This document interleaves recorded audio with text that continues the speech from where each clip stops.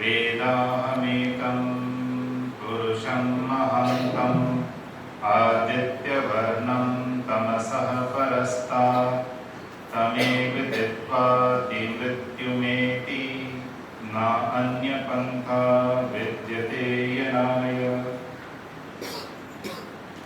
Respected audience present over here today, at the outset, a wonderful program by the students, the tiny tots of the Vedic Boys Mugapir campus, and my hearty congratulations to the principal and the acharyas and the parents. Right? So children are the way we carve them out. So I think it's the elders, right, who have taken the effort, right, to get this kid, tiny tots together, get them to practice multiple times, and bring them over here today to perform. The impact of this is long term because all these experiences build some scars of the students. I guess that many of the parents over here have come to the Arya for the first time. How many of you? This is quite a number. So typically on every Sunday we take one mantra or shloka, or we discuss about one conceptual topic. That's the typical pattern on every Sunday. By the way, all of you can come every Sunday. Sometimes I get a doubt after that, can I come? You definitely can come on every Sunday. Satsangs are held at Gopalpuram, Mogappair also. I request Nandini ma'am, the principal, to say a few words after the talk and give details about Mogappair Satsang as well, because I guess all of you must be staying around that area. But what I'll do is, in the next 5-7 minutes or 10 minutes maximum, I will give you a broad perspective of what Arya Samaj stands for. Your parents also of the institution, I'm sure you've heard the term Arya Samaj. DAV is Dharma Anglo-Vedic, but you may not be fully aware as to is it a separate sect, is it a separate religion, is it a separate thing, what exactly this is. So I'll give you a quick context about what Arya Samaj is. So Arya Samaj was established in the year 1875. That's how many years back? 150 years. 150 years. So indeed, we're also celebrating the 150th year celebration of Arya Samaj. We have the Arya Mahasamran coming up in Delhi next month, which will be inaugurated by the Prime Minister, Shri Narendra Modi ji. So 150 years back, what was the need to set up the Arya Samaj? Simply, if I put in a few lines, Maharshi Dayanand Saraswati, who is the founder of the Arya Samaj, was born in a typical Gujarati Brahmin family. The typical Gujarati Brahmin family. And in those days, when the society was having a lot of superstitious beliefs, right, including animal sacrifice, sati, no access of education, different classes of society to the women, etc. Swami Dayanand Saraswati, who took immense effort to read Sanskrit properly and go back to the Vedas, he strongly felt that all these superstitious beliefs are not actually there in the Vedas. It is being attributed to the Vedas due to misinterpretation, wrong knowledge of Sanskrit, and sometimes pure conflict of interest. And therefore, Swami Dayanand Saraswati thought it deemed fit to set up Arya Samaj as a group, as a body of individuals who believed in the right interpretation of the Vedic scriptures. And therefore, the first Arya Samaj established in Mumbai. Now, next. What are the key aspects of Arya Samaj? If you think about it, it may not be fully visible to all, but access to God, it says, is for everyone. It's not that the priest only has access to God, this person doesn't have access to God, he's a low class, cannot have access to God. Answer is no. Everyone has equal access to God. No concept of special darshan, VIP darshan. Right? Just because you have the money, you quickly get darshan of Ishwar, yes or no? Right? It happens, isn't it? So, Swami Dayanand Saraswati said, God does not distinguish based on economic wealth, caste, gender. Does not distinguish based on wealth, caste or gender. Ishwar is accessible to everyone. He also called for a unified society. Once again, as I mentioned, no distinction based on caste, no distinction based on gender. And he also mentioned that Vedas talk about the law of karma, reincarnation and moksha.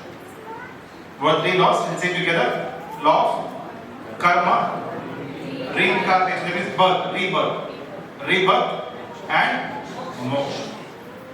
He clearly established that all these concepts are absolutely there. Also, Arya Samaj, as I mentioned, stood for critique of religious orthodoxy. So animal sacrifice especially was hugely criticized. It is just not there in the Vedas. Right? The Vedas talk about ahimsa, paramo dharma. Right? You spoke about that. And then he says the Vedas talk about the Pancha Mahayajna. What is the way of everyday worship? It has to be through the Pancha Mahayajna. I'll speak about it. And a couple of other aspects. Arya Samaj stood for patriotism and Go Seva. The first Goshala in the country was established or inaugurated by Swami Dayananda Saraswati in the late 1800s. And patriotism. Arya Samaj is one of the only spiritual social organization that had a huge role to play in the independence struggle, starting from 1857 to multiple other freedom fighters, including Lala Lajpat Rai, Bhagat Singh, right? Because Swami Dayananda Saraswati believed that spirituality, patriotism is a part of spirituality, right? And he spoke about Swaraj. So these are the key aspects of Arya Samaj. I'll quickly dwell upon the Pancha Mahayajna a little more. So Pancha Mahayajna. So there are 5. See, basically, how do we pray? Right? What is Ishwar? All of these are fairly detailed concepts on which we have a lot of misconceptions. Vedas clearly advocate that on a daily basis, this Pancha Mahayajna, Brahma Yajna, Deva Yajna, Pitra Yajna, Aditi Yajna, and Balivesh Deva Yajna should be practiced. The first one is the Brahma Yajna. You had a 15-minute guided meditation session now. It is difficult to close eyes, no doubt about it. It's difficult to concentrate your mind in a single place, no doubt about it, right? But spirituality does not come easy. There are no shortcuts. My dear audience, you would agree. It is easier to get up, get ready, right? Pick up your car, pick up your bike, go to a place of worship, right? Spend the whole day, right? And come back in the evening. It is relatively easier compared to closing your eyes for 15 minutes. Yes or no? Isn't it? Right? It is difficult. That is more like, okay, going out, etc. So mind gets absorbed in that. But 15 minutes closing your eyes is tough. But globally as well, if you think about it, meditation today is hugely recommended, isn't it? For mental health, spiritual health, the Vedas have been talking about it since time immemorial. It says the most important way to pray to Ishwar or to be spiritual is first is Brahma Yajna or meditation. Second, it goes to the Deva Yajna, which we all performed here today. There are scientific aspects about it. Given the paucity of time, I will not get into it. But only one thing remember, matter is never created nor destroyed. What you offer to Agni, changes form, doesn't get destroyed, and it spreads in the atmosphere. So all the ghee, the herbal medicine, like the samagri, all that you put in, turns from solid to the gaseous form. Next.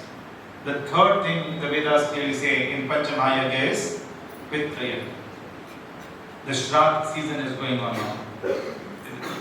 The Vedas clearly declare, and Swami Dayananda Saraswati once again emphasized, that Pitra Yajna is not really about paying regards to elders after they are gone. What do we do in Shraddha? All our ancestors, we do multiple pujas, right? It is fine. But he said the more important thing is to serve them when they are around us. Which is more difficult? Which is more difficult? Serve when they are around or after they are gone to multiple pujas? Which is easier? After they are gone to multiple pujas, isn't it? That is easier. When they are around, that time serving is difficult. Let's accept it. Right? But that is true Pitra Yajna. The Shastras really talk about.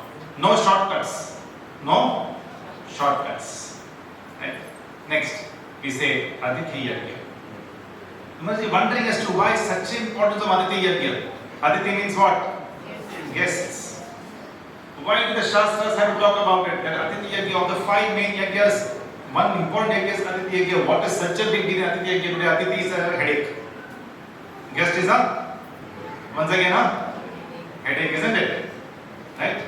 The Shastras clearly say that listen, when guests come home, there are n number of advantages.